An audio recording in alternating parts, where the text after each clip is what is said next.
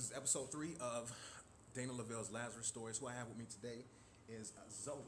And today what we're dealing with is the prodigal son. In her case, the prodigal daughter. And to be the prodigal daughter, the journey back home. This is dealing with situations where, in the original story where the prodigal son, he kind of, he kind of left the kingdom, and he went out and he squandered money. He squandered this, and he did a whole bunch of things, in his individual journey. But once he came back to his realization of what was going on in his life, and he came back home, his father greeted him with open arms, with the finest rings, with the finest clothing, and he embraced him.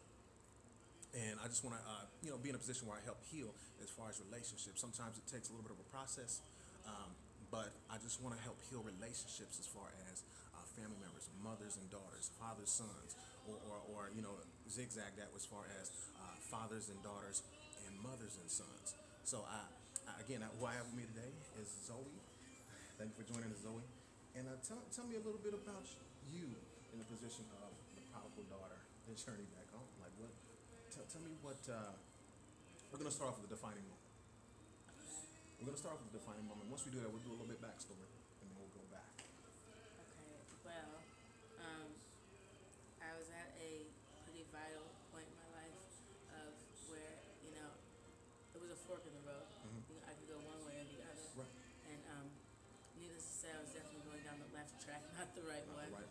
And I got a text message in my phone.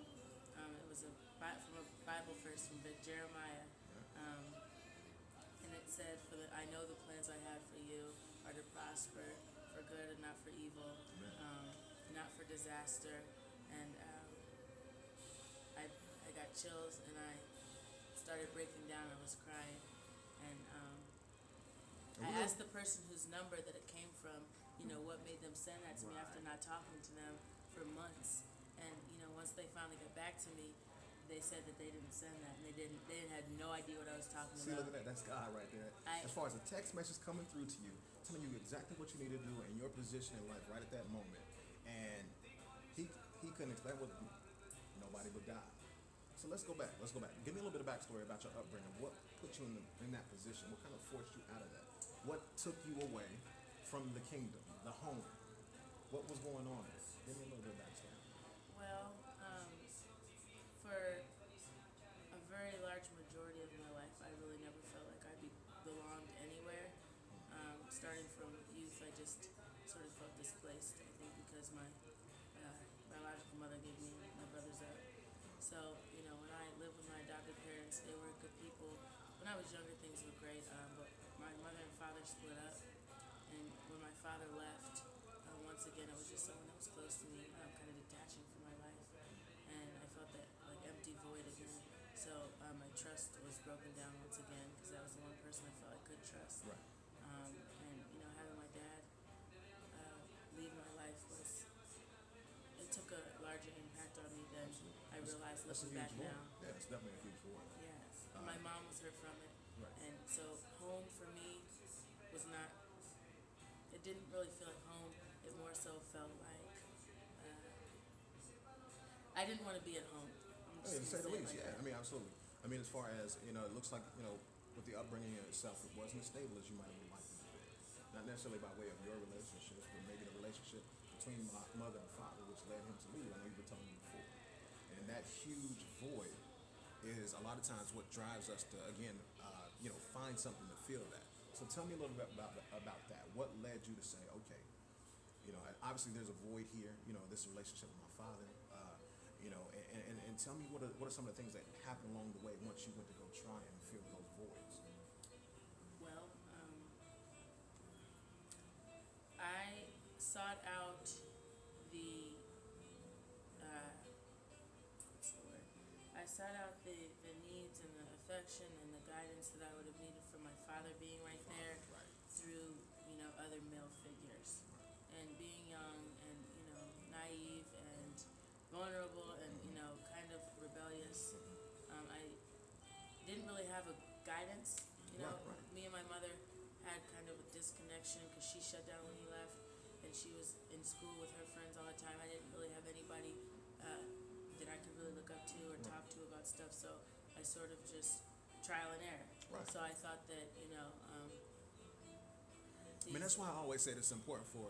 I didn't mean to cut you off. I'm sorry, but it's important that fathers be in their daughters' lives, their son's life, in an effort to, provide what's needed as far as that. Because what happens is daughters, females, they tend to go look for that love somewhere else, and that presents that can be incredibly dangerous, especially by way of what you disclosed to me, where you're searching, you're trying to fill that void as far as that fatherly figure, that love that you're not getting, that love that you once got, that you're no longer getting, that it can get extremely dangerous. It can put you in so many, predicaments and situations where you're almost being, you're smarter than that, but because you're willing to trade off what you know to be right for that opportunity to have that love for that time. Am I right?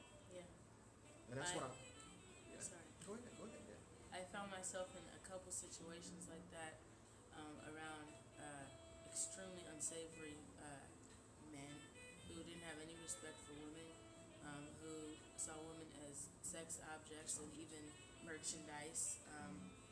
And, by the luck of God and my own wit, I happened to escape.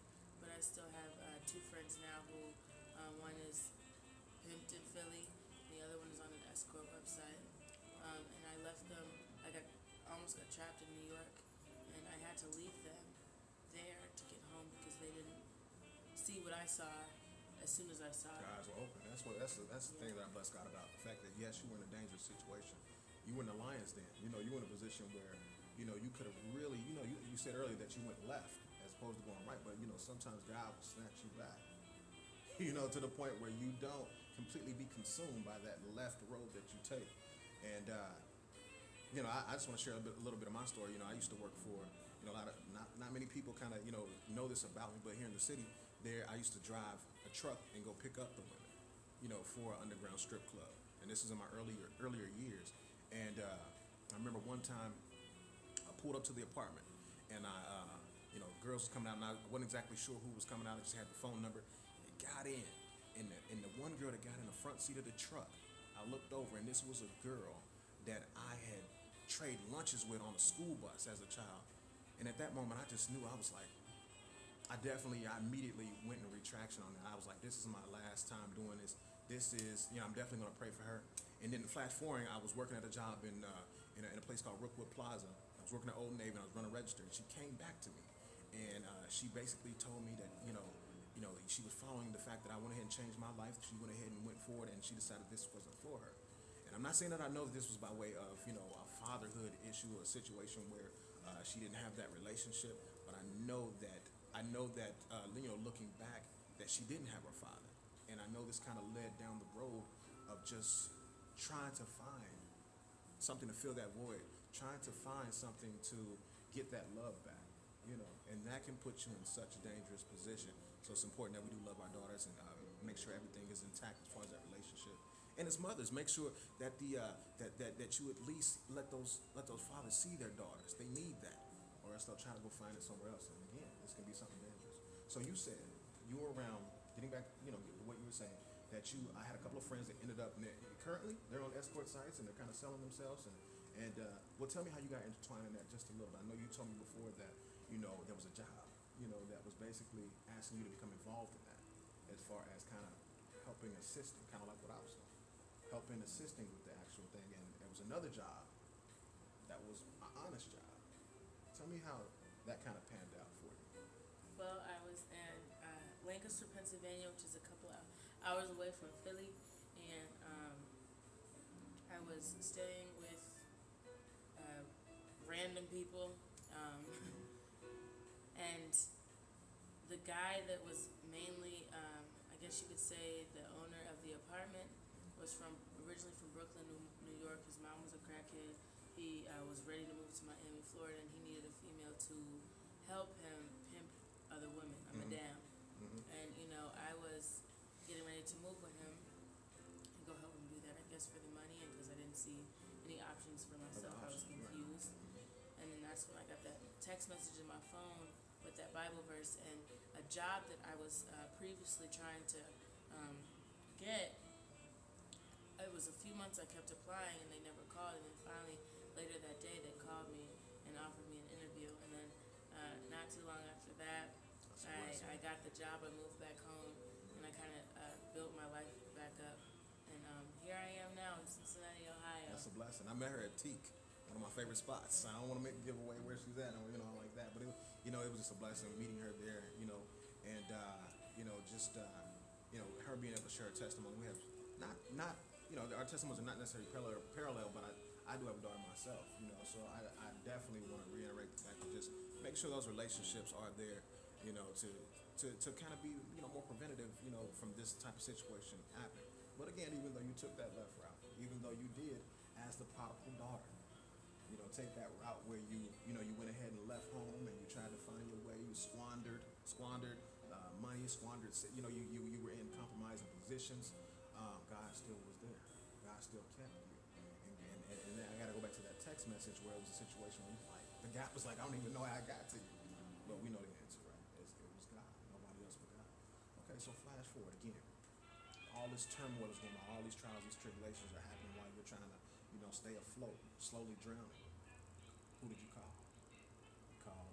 My mom. And it's funny because we had a very rocky relationship. And, I still called on her because, who else was going to get me out of a situation? If I called and said, I'm in danger, I need to get home, I need gas now. Mm-hmm. She wired me the money, and my phone was on 7%. I didn't have any other money. I was in East New York, which is one of the worst parts of New York City and Brooklyn. And I got on the highway and found my way to State College, Pennsylvania. Town of Penn State University, people could probably relate to that more. So, after that I cut ties with those people and sort of just got my life back together. So That's a blessing. I mean, just bringing it back home. I mean, just the fact that the relationship was incredibly rocky with her mother, with your mother. And the fact that even after everything else, it was a position where you called her and she greeted you with open arms. She gave you the money. She put that money in the tank to help you get back home. And that's kind of how with the prodigal son, he still said, drape him with the finest jewelry, drape him with his robe, and you know what I'm saying. And I just want to just bless God the fact that even going down that road, even with the background of your childhood, and I know you were talking about being tough, being in a white setting as an African American, as a black woman herself, and just the tough upbringings of like I said before, with adoption and different things like that. And God still is getting the glory out of you. I just want to talk about how now at this point, you're working, you're doing things, and you're doing some business ventures in an effort to help now assist your mom. yep. You know what I mean? I am currently involved in World Ventures, which I know that God brought this opportunity into my life because right now I'm taking a break from school because I'm kind of at an in-between. I'm not really sure what direction I want to go. I've been in the customer service industry for the last few years, and I just kind of feel like I'm at a wit's end with it. Yeah. I'm tired of dealing with the drunk people and all of that. And I saw this opportunity, and before that, I knew I was going to be successful. I knew I wanted to open a business one day. But when World Ventures and this travel club and this travel community came together, it's a group of people that we work together, we're a team. And I long for that, to be a part of something, to be a part of a group, because when I was younger, I never really had that. And I know what business I want to open a travel agency now in Cincinnati. I know what business I want. I know that I like network marketing. God just opened my eyes, and I've never been so motivated. And I go to sleep thinking about it. I wake up in the middle of the night thinking about more innovative ideas. When I wake up, I think of all the people I want to bring on the team with me. It's like being in love. Yeah, absolutely. Yeah, I mean, So- that excitement. I see you now, and I see you smiling so vibrant. Especially coming from some of those situations where it was such the darkest point. God sent that text message. Yep. That brought you back from that left track to that right track and back home. Yep. And it's a blessing that you're sitting here alive and well, and that you have the aspirations and the will to want to go ahead and do better, to go ahead and live your dreams, and even with the situation that occurred. And I just bless God that He's able to use you, no matter how dark your hour is, no matter how unsure and uncertain the situation may be, as far as living conditions, as far as who's around you. We're talking about drugs. We're talking about people wanting you to be a madam, people pimping, people, all all of these dark situations. Same thing with me. I was just around that stuff, and I was just like, you know what? God Himself brought me out of that. And I think with your story, that there's many other women that lack that relationship, with their parents on some sort of level, where they'll kind of rebel and they'll kind of go out there. And I just want them to know that I just want parents to know to continue to, go ahead and try to make those amends. Try to, if we can, evade the left route, by all costs, but by all means. But if that does occur, again, we gotta receive them with open arms and help assist with the healing.